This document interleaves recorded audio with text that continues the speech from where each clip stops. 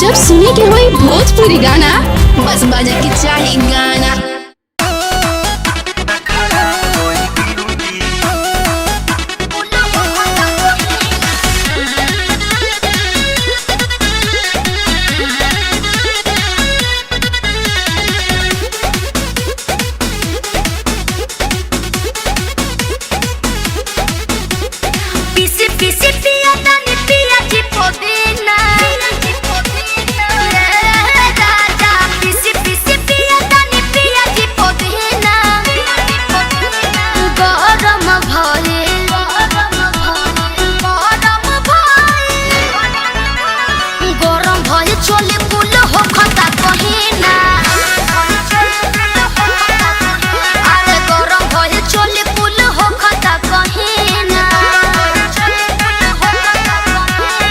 घमावे में करो तानी ड्यूटी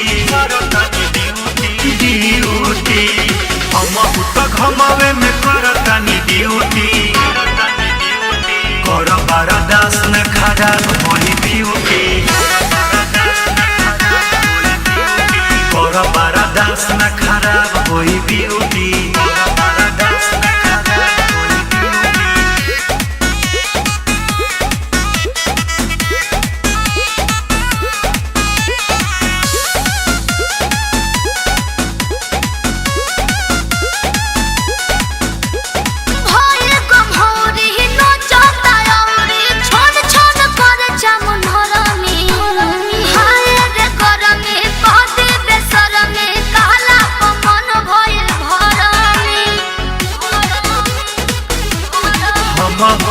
सहतानी तानी तू सहल कर चुप रहे हवा खिड़की से लेके ठंडा रहल कर बोलो गाना बोली जैसे हवा छ महीना बोलो गाना बोली जैसे हवा छ महीना अरे गरम भई चोली कुल हो खता कहिना बरदास नहीं कम होई ब्यूटी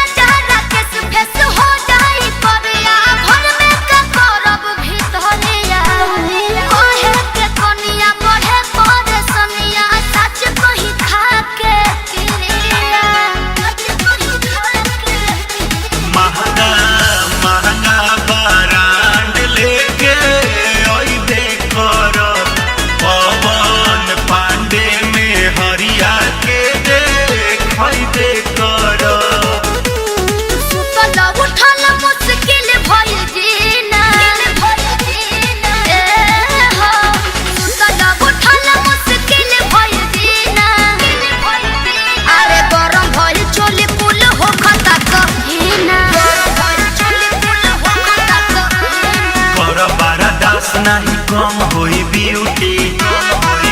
हनी ब्यूटी